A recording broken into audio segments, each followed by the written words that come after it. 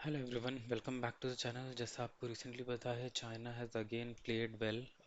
Rare earth metal के export पे उसने वापस से रिस्ट्रिक्शंस या लिमिटिंग करने की कोशिश करी है, जिस वजह से डोनाल्ड ट्रम्प अगेन वापस गुस्से में आ गए हमारे भैया, एंड देन इम्पोज्ड 100% टैरिफ।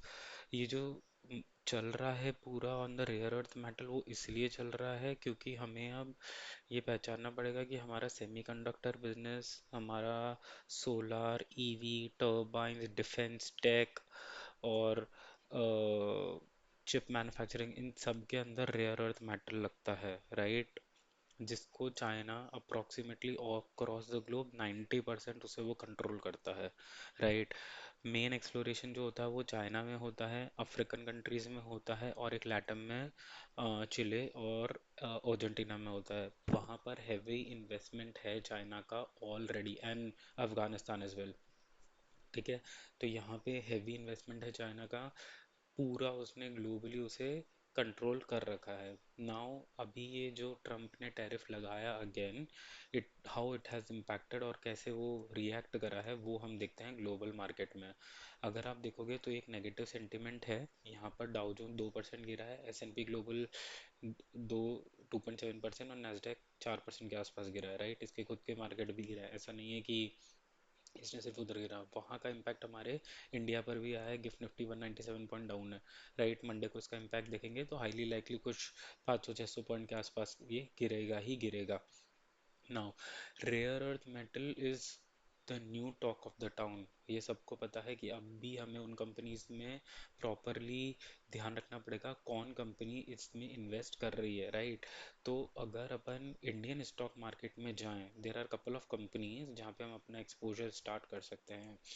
उसमें से एक कंपनी है Indian metal and ferro alloy. ये कोई रिकमेंडेशन नहीं है, मैं ना सेबी रजिस्टर्ड हूँ, कुछ भी नहीं, ये जस्ट बेस्ड ऑन रिसर्च है। Indian Metals and Ferroalloy. This is one of the company which is into the business of exploration of rare metal and earth, ठीक है।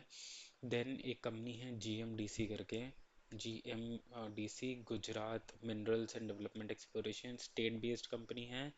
Mainly in the business of rare earth है, गुजरात में सबसे ज़्यादा काम करती है, बट स्टिल अ वेरी उस बिजनेस में है जो क्रिटिकल है बहुत रेयर अर्थ का, सो उसको और इस स्टॉक को वैसे भी उतना प्रीमियम मिला है, राइट। एक रिसेंटली एक अनाउंसमेंट था कोल इंडिया का, that they are also going to invest, बहुत अर्ली स्टेजेस पर है। they are going to invest into the exploration of rare earth metals in combination or in talks with the other PSUs, right। But बहुत starting stage पर है, इसमें अभी कुछ भी मटेरियलाइज नहीं हुआ है। But being Coal India longest running PSU, तो अपन इसे यहाँ पर ध्यान दे सकते हैं। ये हो गया।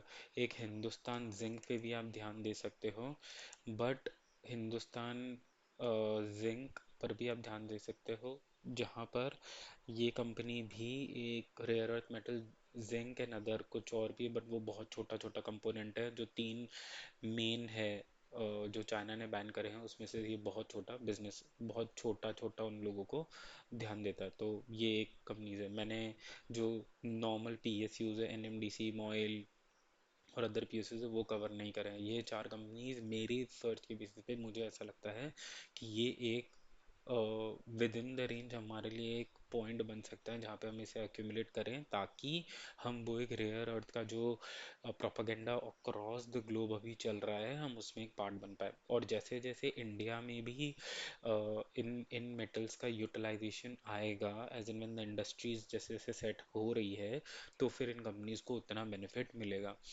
सो देखते हैं अभी मंडे को क्या होता है, but this is all together very negative news across the globe, तो मार्केट को हिट मिलेगा ही मिलेगा। So keep a I on these and just ensure कि आप अपना प्रॉफिट और अपना पोजीशंस सब कुछ ट्रैक करें। Cool. Thank you everyone, please do subscribe.